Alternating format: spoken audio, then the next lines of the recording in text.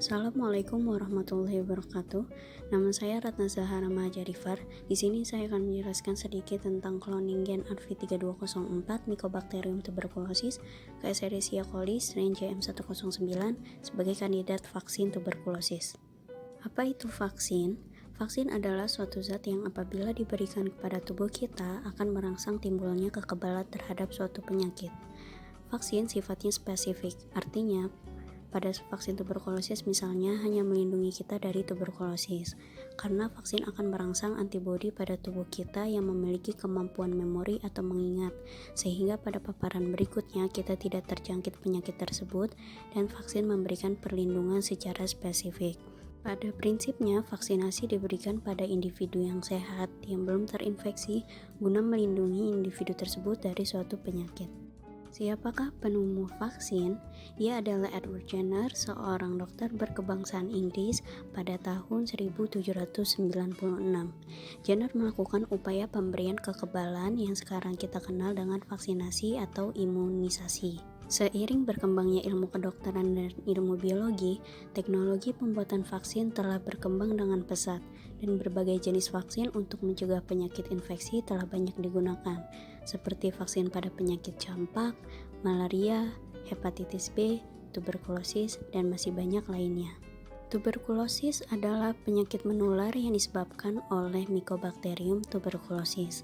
Penyakit ini dapat mempengaruhi paru-paru pada manusia.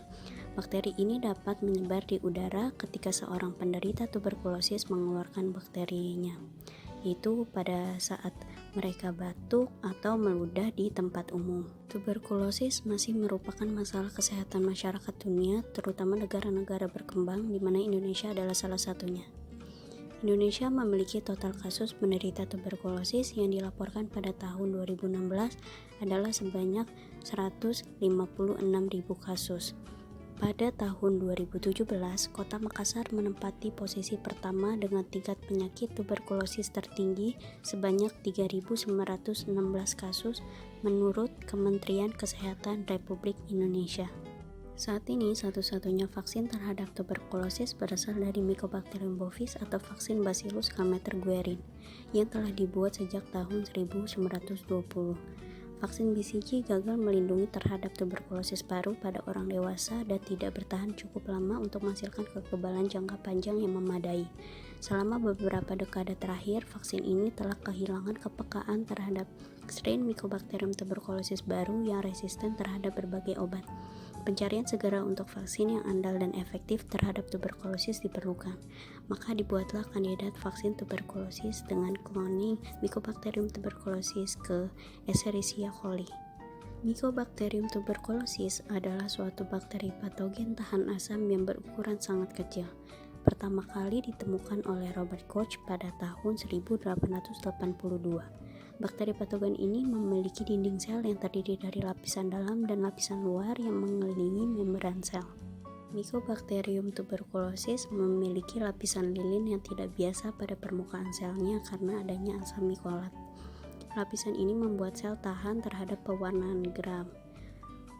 Bakteri ini membutuhkan oksigen untuk tumbuh, berbentuk batang atau seperti silinder. Protein yang disekresikan oleh Mycobacterium tuberculosis adalah target penting untuk pengembangan vaksin. Beta protein yang sangat kuat menginduksi produksi interferon gamma menjadi sasaran sequencing N-terminal. Protein MTSP11 atau gen ARV3204 diidentifikasi dapat menginduksi produksi signifikan interferon gamma dan interleukin dalam sel mononuklear darah perifer dari reaktor tuberkulin yang sehat. Hasil ini menunjukkan bahwa antigen MTSP11 harus dievaluasi lebih lanjut sebagai komponen sebuah vaksin rekombinan. Berdasarkan uraian tersebut, pada penelitian ini dilakukan untuk memproduksi antigen MTSP11 dengan teknologi DNA rekombinan. Produksi antigen dapat dilakukan terlebih dahulu mengkloning gen penyandi antigen MTSP11. Vaksin rekombinan dibuat melalui teknologi DNA rekombinan yang pada dasarnya merupakan teknologi pengklonan gen yang direkayasa lebih lanjut untuk menghasilkan produk protein yang diinginkan. Pengklonan gen adalah suatu proses memasukkan DNA atau gen asing ke dalam suatu sel inang dengan bantuan vektor. Vaksin rekombinan lebih aman dibandingkan dengan vaksin yang mengandung seluruh sel virus, karena fragmen antigenik yang terdapat dalam vaksin rekombinan tidak dapat bereproduksi dalam tubuh penerima. Di samping itu, vaksin rekombinan umumnya tidak menimbulkan efek samping. Berikut alat dan bahan yang digunakan dalam penelitian ini.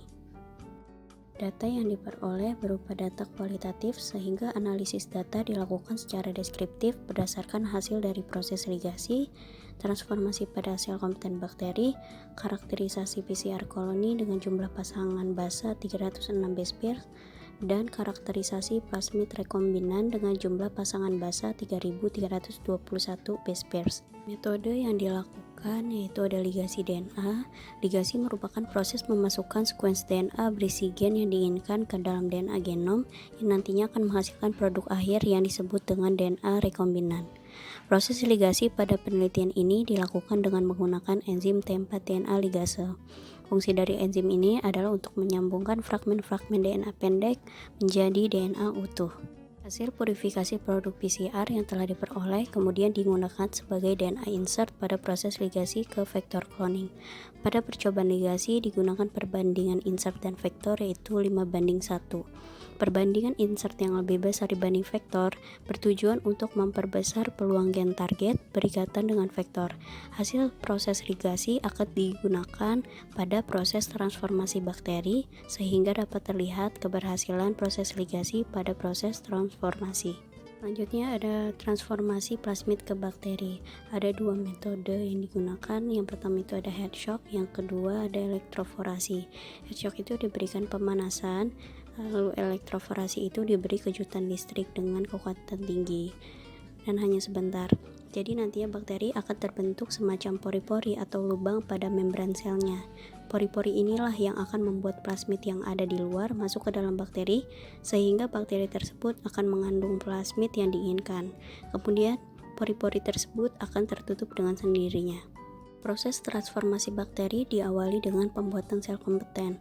Sel kompeten yang digunakan ialah sel kompeten strain E. coli JM109.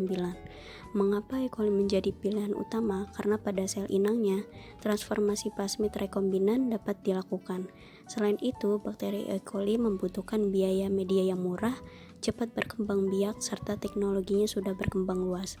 Bakteri ini juga mampu bereplikasi sangat cepat dan dapat tumbuh pada medium sederhana ataupun medium khusus sehingga mudah dikulturkan. Strain E. coli yang digunakan untuk transformasi dapat beragam. Contohnya ada E. coli DH5-alpha, E. coli BL21, E. coli JM109, dan E. coli HB101.